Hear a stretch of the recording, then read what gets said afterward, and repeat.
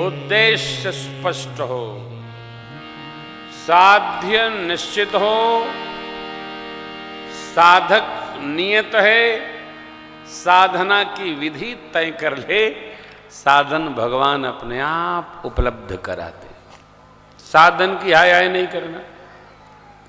कैसे करेंगे?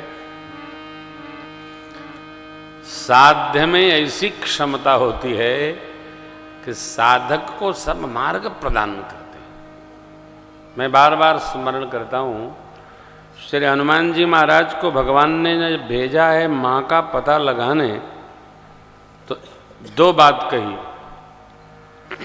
बहु प्रकार सीतहि समझाए हो, कही बल बिरह बेग तुम आयो। भगवान ऐसा बता रहे हैं जैसे हनुमान जी पहले से जानते हो कि माता जी कहाँ हैं। बहुत प्रकार समझाना, अरे पता नहीं है कहाँ है माई। नहीं, साधक हैं हनुमान जी, साध्य है मां, साधना की विधि हनुमान जी को तय करनी है, साधन भगवान उपलब्ध कराएंगे। हरि मंदिर तहाँ भिन्न बनावा। साधक को साधन नहीं जुटाना, साधन तो परमात्मा अपने आप उपलब्ध करा दे तो स्पष्ट हो। जगत के व्यवहार का तो हो ही भैया, परमार्थ यात्रा का उद्देश्य बहुत स्पष्ट हो। हमारा हेतु क्या है? जब हेतु स्पष्ट होता है तो साधना सहज हो जाती है, सरल हो जाती है। हेतु अर्थात प्रयोजन क्या है, निमित्त क्या है?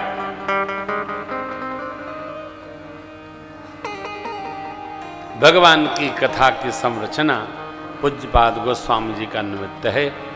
भगवान शिव मां शिवा की कृपा प्राप्त करके और यह रामचरित्र गोस्वामी जी ने सनातन संस्कृति, सनातन धर्म, सनातन जीव के लिए भेंट किया। अब देखिए, बनिति भूति, कोई उद्देश्य नहीं था। श्री रामचरित्र लिखना पूज्यपाद गोस्वामी जी की भक्ति है। उसके पीछे यह हेतु नहीं था कि हमारे न रहने के बाद सनातन समाज को इसका लाभ मिलेगा, यह हेतु नहीं। परंतु कीरति भनिति भूति भल सोई, सुर सरी सम सब कहे हित होई। हम जो कुछ भी कर रहे हैं, जो कुछ भी करेंगे, उसमें से यह निर्णय अवश्य रखना चाहिए कि हम जो कर रहे हैं वर्तमान के लिए क्या हितकारी है और हमारे बाद के लिए क्या हितकारी है। श्रेष्ठ व्यक्ति को इसका चिंतन अवश्य करना चाहिए। केवल वर्तमान का संग्रह श्रेष्ठ नहीं करता। पुराण में कथा आती है, भगवान मनु जी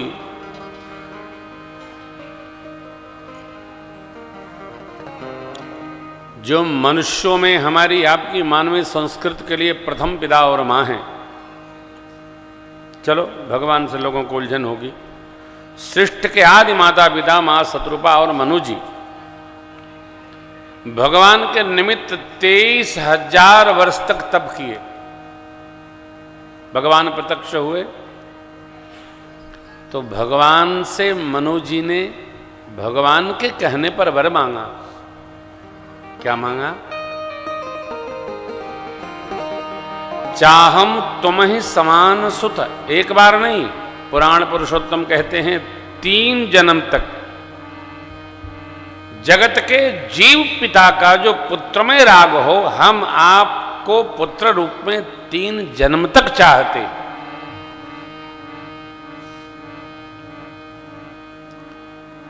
भगवान ने वचन दे दिया, आप अयोध्या में राजा होंगे, विष्णु वंश में होंगे।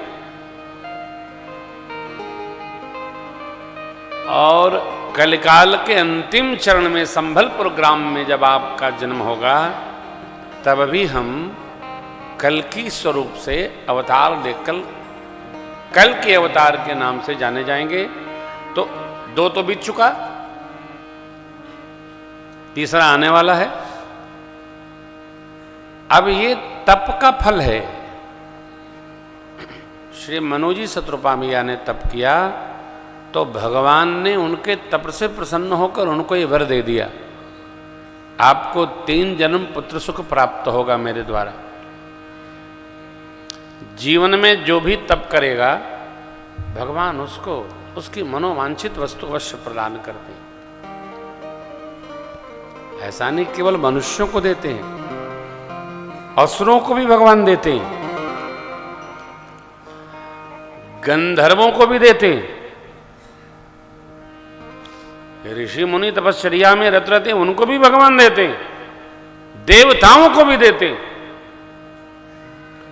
जो जिस प्रकार भगवान के निमित्त तप करता है, तो ये क्या हुआ, साधक का साध्य क्या है, ये उद्देश्य एकदम स्पष्ट हो, और वर्तमान का नहीं।